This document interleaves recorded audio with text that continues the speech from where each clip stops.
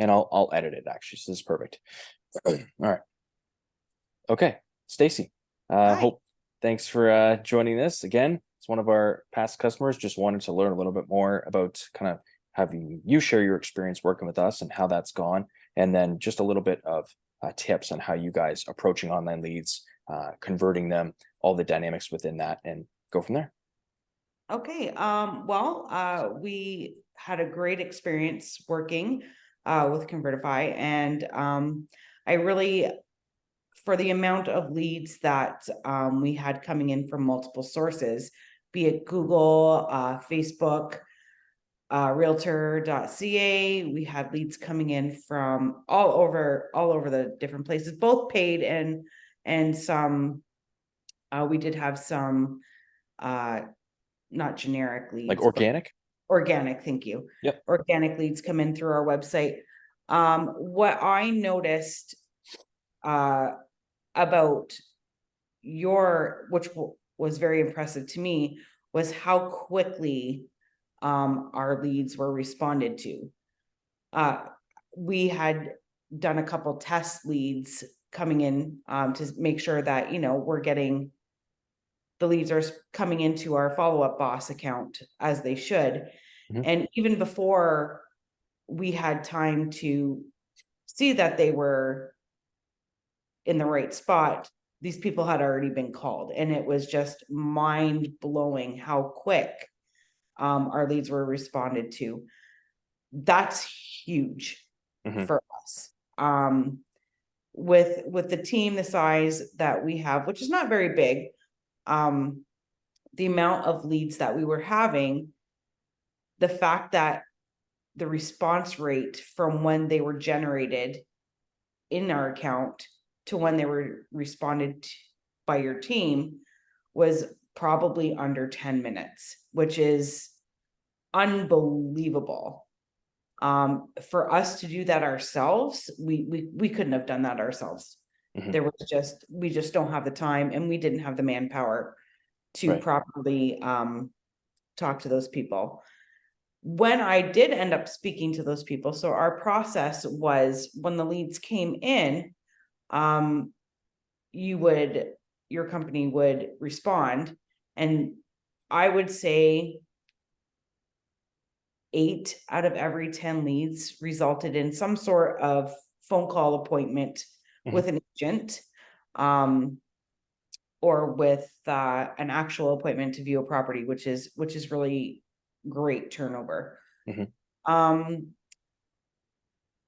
When our process was, once those leads were contacted, we changed their stage. So they would come in as a lead, Mhm. as a stage, as a lead. And once they were contacted and we had a confirmed appointment, whether it be by phone or in person, we changed those stages to prospect. Yep. So once they were in the prospect stage, they would be put on a fairly aggressive action plan, I would say. Mhm. And it was at that point that the agents would go into a little bit more detail on what the lead was looking for. Right. If the lead was into, say, 3 to 6 months out, we would change them back to the lead. And in 3 to 6 months, we would have you call them back, and it turned into another appointment. And at that point, we already had them, they were considering their sale. Yep. So it was a super integral part of our business. It not even just the phone calls, or like, I know you were on them like crazy. It was amazing. But it saved us from having to physically hire an ISA when we weren't ready for that. Right. I remember those. I remember having that. There was two things actually. You sparked a conversation. So the first was the plug and play. Not only I do remember the speed to lead, which is important for anyone listening. Speed to lead is like crucial. If you're not hitting these leads within typically the first 15 minutes, ideally even sooner, you're basically burning a certain amount of money. Depending on the lead source, some are easier than others, but you do need to jump on them. But I remember I think within 2 days, I could be wrong here, but within 2 days, give or take, we had the first deployment, and that's something you don't really get with in-house ISAs. We recommend in-house ISAs for certain teams and certain demographics, but you spend a month or two training. It's very expensive. I remember Stacey's main concern was we've got some decent people in the candidate or in the candidate pool, which they did, but the problem was, the ramp up time, the management. God forbid they don't work out. God forbid they do, and then they become agents themselves. I had that personally through an old company I used to work with, and it sucks because then you're basically starting from ground zero all over again. And the market doesn't care, leads don't care. They're going to continue signing up, and you're going to be the one responsible for following up on them. So I remember that being, it was just so good to see that from day one. And then you guys obviously crushed it with that appointment. I remember the first one like it was yesterday, but I remember the speed from setup to first appointment was like, wow, like that was really good. And then your point about the ISA is just as an important one. It's like some people, and a lot of people don't realize until either speaking with me or until speaking to their coach that they don't actually need an in-house ISA working 40 hours a week, maybe not even 20 hours a week. They just No, need somebody to manage what's coming in, because somebody doing 50 leads a month is way different than somebody doing 550 leads a month. The coverage and time is way different, but with us, it's literally in our service agreement that you're going to get these operating hours. Doesn't matter how many leads you do, you're not discriminated. We're going to keep that coverage, and you have our word for it, guaranteed. We will call your leads as soon as they come in. So it's a really good point on that. and I have to admit, I mean, while we have a half decent admin staff, none of us know how to be an ISA. Right. So for me to hire an ISA and say, okay, well, your job is to call people. Mm-hmm. That's about the amount of training that I would be able to provide, because it's not my wheelhouse. Right. I get the objective, but for me to create a successful ISA on my own, Mm-hmm. that it's just, I would have to go and be trained as an ISA in order for myself to train other people. And that just, frankly, that's not something that I wanted to do, not something that I was interested in. Right. And at that point in time, I mean, our resources, our resources weren't that we could go out and spend, $10,000 for me to go to some conference for 2 weeks to learn and be trained so that I could train other people. So, I mean, it really is a means to an end. It's a fantastic way to support your team without the added expense of hiring somebody that you may or may not need. Or use. Great point on the team thing, because for any brokers, specifically teams listening, is you're putting the responsibility of your leads and their leads on them all the time, when I agree that they should appreciate and respect the role, but you can't ask them to do 5-6 hours a day of phone calls when they're supposed to be on the field selling, especially right now. As I record this, it's fall of 2023. The market has shifted a lot, even since Stacey and I started working together. So there's a lot of things at play here, and making phone calls 5 hours a day is not one of the things that I view as a high leverage activity. It should be outsourced to someone capable of that. And even teams with admins and director of sales listening, I've had a few conversations with operations manager. This is a huge role to fill. And when you have an inside sales manager, I'll say, or somebody that can actually dedicate to this full time, that's different. You're dangerous at that point, because you can build a really mean team.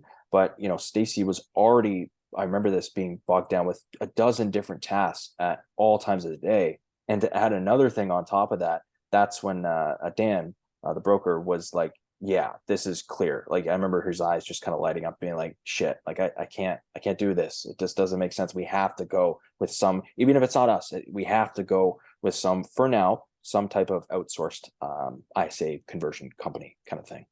Yeah, and it probably was one of the best business decisions that we made. Only because, let's face it, we had a bunch of new agents. We have some very seasoned agents, and those seasoned agents they have their clients, they have their sphere. Yep. They don't have the time to sit there and call somebody who is inquiring about a property from a Google ad. Yeah. And with our newer agents, they want to be out in the field with our experienced agents. Yep. Learning. Exactly. And while that is part of the job, the phone calls and everything else is part of the job. Mm-hmm. The team, it sounds silly, but the team morale picked up quite a bit when they had an appointment scheduled. There was already, the legwork had already been done. They already had somebody interested. They weren't trying to hook somebody and spending hours trying to get somebody as a client, right, when they already had somebody interested. And that, I mean, that's a huge boost of confidence for those new agents that are just coming in, and you already have appointments set for you. Now, our expectations were that, yes, they needed to follow up once that appointment was set. Yep. And how we did it was we would listen to their initial phone call, and then we would get your opinion on, is this how we should be following up with people? Where can we improve? How can we go from the initial appointment to something on paper? Yep. And I mean, it was invaluable to us that we had you as a resource to make sure that, this is how you get things done. And again, as a full admin, and not a salesperson at all, I can listen to a conversation and say, yeah, that sounds good. Yeah. But for me to critique something, that it wasn't my thing. So it was great to be able to have that one-on-one conversation and have, your opinion on how we can improve. I love that. I really see that, and we hear a lot of the time. It's like, and I agree with it actually times 10. It's like admins are great at getting the questions answered, building rapport, but when it comes down to putting their foot down and asking for the close, or kind of assuming the close of the appointment, that's where they get tripped up on. Because online leads, for anyone listening who has or hasn't run them before, are tough. They're a really serious grind, and these people aren't like friendly because you're kind of calling them off a whim. And sure, they may be expecting it. It literally says on most websites and landing pages that we will be reaching out, but they will walk all over you if you let them. So that's where somebody trained or capable who can not only get all the others, all the other steps done, but also, okay, this is what we're doing. This is in your best interest as a person and as a consumer to, meet with one of our agents on the buy, sell, or both side. Doesn't matter. We know we can help you, period. And then get the appointment from there, which is really good. That goes into my kind of my final question, which is like, what do you recommend doing, whether working with us or working with online leads in general, to make their experience as best as possible? Because a lot of people think, especially a couple of years ago, yeah, I'll turn online leads on, in the first month I'm going to have a deal or a BRA signed, and I'm going to get rich, and the GCI is going to be just pouring in regardless of the effort that I put in. Like, what is your kind of because you guys had a really good conversation with your agents about this and held them very accountable. But what is your experience, and what would you recommend others do in that sense? I would say, it takes, on average, I would think somewhere around 15, maybe more, interactions with an online lead to see some kind of action. Now, it does get discouraging. You see all these leads pour in and you can't understand, well, why aren't they answering, or why? Yeah, exactly. Like, why am I not producing a deal from every single one of these leads? Now, on a financial basis, I mean, it didn't cost us a whole crazy amount of money to get these leads. And, some of the leads, yes, they weren't the greatest, but all it takes is one deal. Mm-hmm. And all it takes is the effort of putting in the time to nurture these clients to create one deal. Yeah. And when that one deal turns into something, you decide, you know what, whatever I did there worked. Mm-hmm. Whatever us as a team did with this one random person that clicked on a website worked. Yeah. And then try to replicate what that is. It does get discouraging in the very beginning, Mm-hmm. because you really don't know what to expect.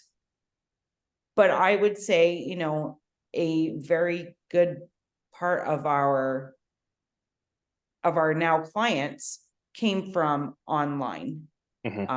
online leads. It's a way to touch somebody that you wouldn't normally be able to connect with. Right.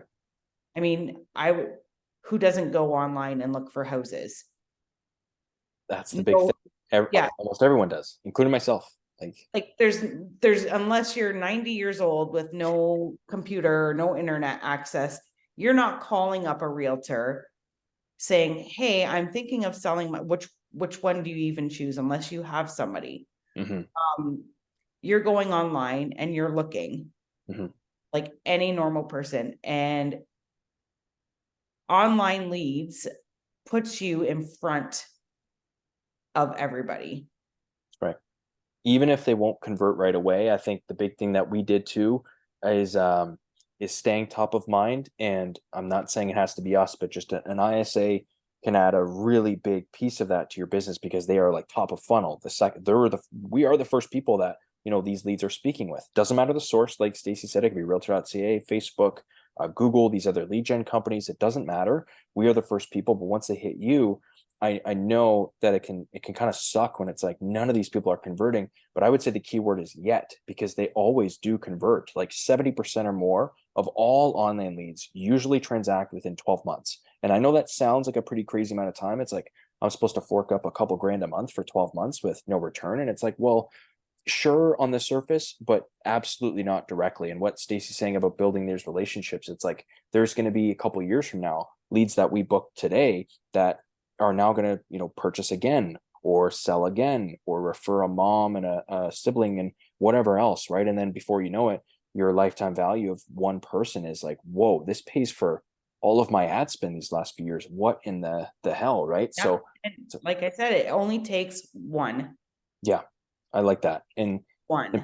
people need to think about that, I think, a little more. And the last thing I'll say is the systems. You didn't know what your system was until you just put it into play. You're like, nothing's going to be perfect. We're probably going to screw up and waste a couple of ad Oh, dollars on different companies. We get and we that. did, And you and we did.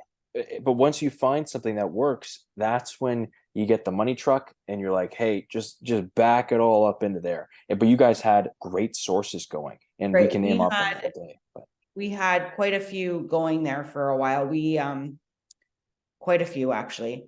yeah. Um, some were better than others. Uh, but as a whole, I would say it was worth what we spent. Like we did see a return Hmm. on investment, and we did end up getting quite a few referrals Right. from one person. Hmm. So in the long, like while you may not see anything right at the beginning, in the long run, Yeah. it's it really does make a difference Big to time. your business. Yeah. That's huge. Thank Plus, you. I mean, I'm not a overly techie person. So, I mean, I don't know anything about posting ads on Google or Facebook or anything like that. So yeah, our leads were paid for by a company, and it just took the quality of the leads were really good. Hmm. Um, and it took a huge burden off my shoulders, to be honest with you, because I don't know what makes one ad stand out more than another ad or any of that kind of stuff. So that it took, between our paid lead ad sources and you, It took a huge burden off of our shoulders that we didn't have to, everything after about a month or so just started to flow seamlessly. Mm-hmm. And we didn't even have to get involved in anything until the appointment was set. And Exactly. we were confident that all of these people coming in from all of these sources were being contacted immediately. That was like unbelievably mind-blowing how quick Yeah. our leads were contacted. That's the final thing I'll say is I like that because a lot of people, you guys were very abundant from day one. What I mean by that is you were open to trying new things, even if it cost a little bit more upfront, whether it's with these lead gen companies and their management fees, a couple $100, whether it was with us, a couple grand over the course of a few months. You were open to doing that rather than sitting there yourself in the chair. Okay, how do I learn Facebook ads? How do I learn Google ads? All that time and the couple $100 of It's a money. waste of my time, and it's a waste of my company's resources Yeah, to sit there and pay me to try and train myself on how to do all of this stuff. yeah, When it's right here, when I exactly. can get it right here and it's all done for me.